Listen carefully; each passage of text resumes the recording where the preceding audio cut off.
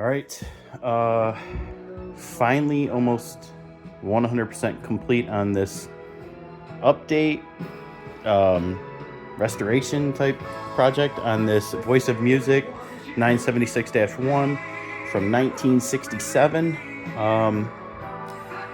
As you can see, it's going. I'm going to turn it down just a little bit, and we'll talk about this unit.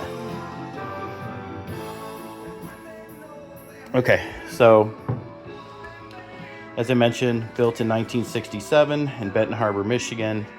Company folded, I think, around 1977, somewhere around there. There's a group of people that have been pretty much dedicated to keeping these machines running, from everything that they produced back in the 40s all the way to their end of production. I think this is one of the last production line consoles that were out there.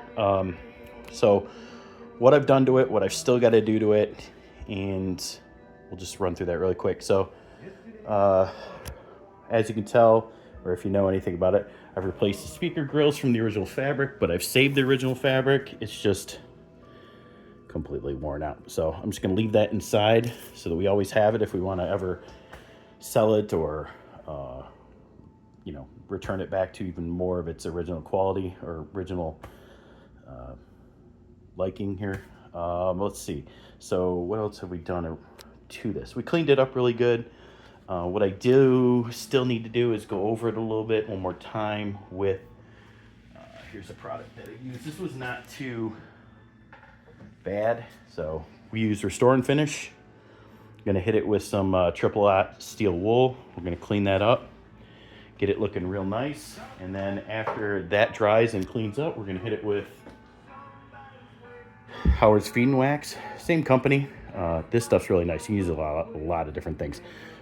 We'll bring back that luster to it and kind of give it a really good shine. It's good to have around, even for just cleaning and dusting. They won't build up and cause like furniture polish does. It's a lot different. But anyway, so turn this down again, or actually I'm just gonna kick this off, and then we'll run over what we gotta do. So, as I mentioned, some of the things I changed. That turned back on. Hold on. I know why. So kick that back. See if that actually works now. That should turn off. Yep. There. Oh, yep. There we go. Okay. So, and then I'll just turn it to the off position real quick. So machine's off.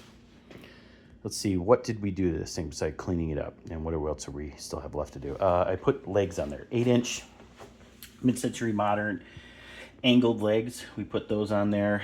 The reason being is this thing was just so low to the ground. I did not like how low it's at, and I think this gives it a really good look.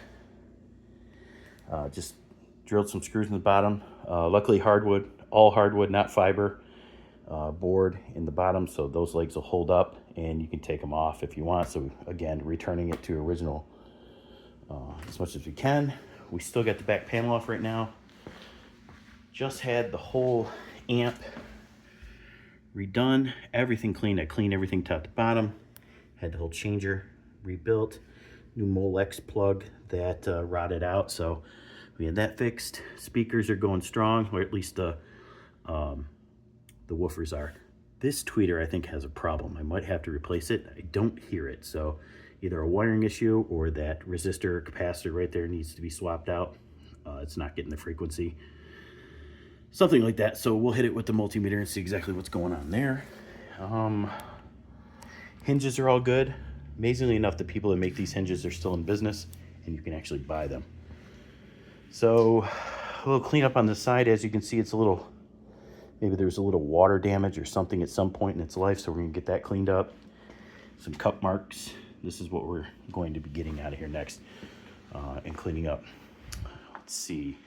Functionality works amazing now that it's been all put back together. Clean the whole counts up. One thing we need to do is get a two-way tape adhesive to get this back put on. I just set it on there for right now after we drop the turntable in for testing. And let's see, what do we got? Let's give it some stereo. So you have a stereo indicator. So if the frequency's strong enough, if the frequency's strong enough, it'll be able to pull in the stereo channel. And you can also use what's called AFC, which is a channel lock-in. Keeps channels from floating. Back in the day, I don't really know how well it works, but you can turn it off. As you see, it got a little quieter, so we're going to lock that frequency in. Looks like it got a little bit louder. But anyway, so loudness works. Bass is really good. Treble. Balance left and right work very well.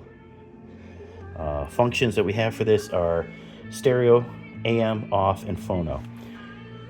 And obviously your tuning. All solid state electronics, no tubes on this, not a hybrid, anything like that. Turn it down a little bit. Okay, so changer itself. We'll play 78s, 45s, 33s, 16s.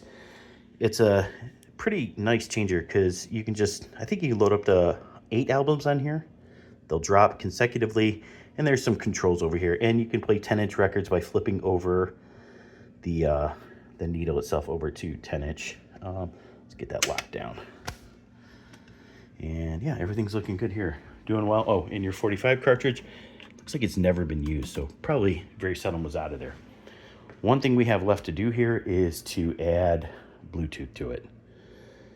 So there are RCAs in the back that I'm going to split and hook it up to a, what am I going to hook it up to? Oh, a Bluetooth receiver.